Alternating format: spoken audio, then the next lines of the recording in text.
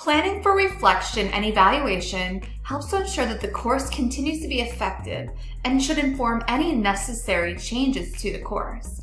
For assessment, your evaluation plan will include timely checkpoints to reflect and evaluate the effectiveness of your assessments.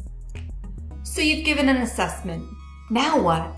The purpose of this reflection and evaluation process is to ensure that your assessment accomplished what you intended it to, and it gives you that time to devise a plan for what to do if the students are successful or if they're struggling. So there's 4 steps that you can go through. First, ask yourself some questions. Second, ask your students some questions. And then I'm going to talk to you about some methods for getting feedback and some tools you can use for your analysis. Here are some questions you can ask yourself. How did the students do on the assessment? Did the assessment give me evidence of student mastery of the learning objective? Was the assessment sufficient in showing the cognitive level required by the learning objective?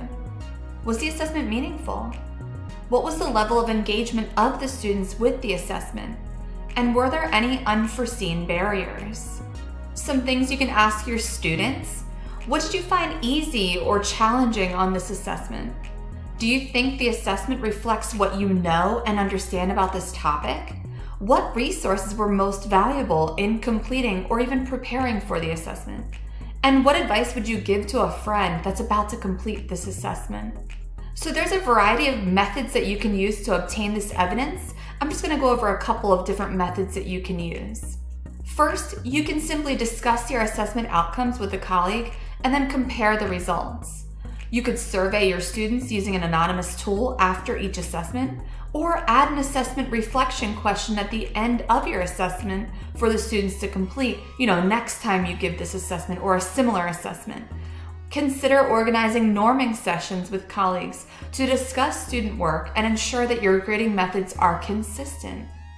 Some tools that are really helpful for this type of analysis would be the D2L quiz reports. With this, you can analyze the results of your assessment by doing item analysis. So you can go item by item and see an overall average for each question. And this allows you to see which questions were answered correctly by most students and which questions were answered incorrectly. And then assessment blueprinting will help you to analyze your assessment to ensure that it's aligned to your learning objectives. And there's some resources for these 2 items linked in the CDI. An example of an evaluation plan, this comes from an economics course. After the international trade quiz at the end of Module 3, I plan to do a few things to ensure that my assessment was valid and met the intended learning objectives. First, I will generate a quiz report using D2L so I can look closely at each item. If a majority of the students got a particular question incorrect, I will analyze the question to determine if that question itself was bad or if there's something missing in the course. If more than 70% of the students get a question wrong, I will not have it calculated in their quiz score. Next, I'll talk to my colleagues to see if the results of my assessment are similar to the results they obtained. I will reflect on the feedback that I've obtained from this conversation and use it to either validate what I'm doing or make changes to my course.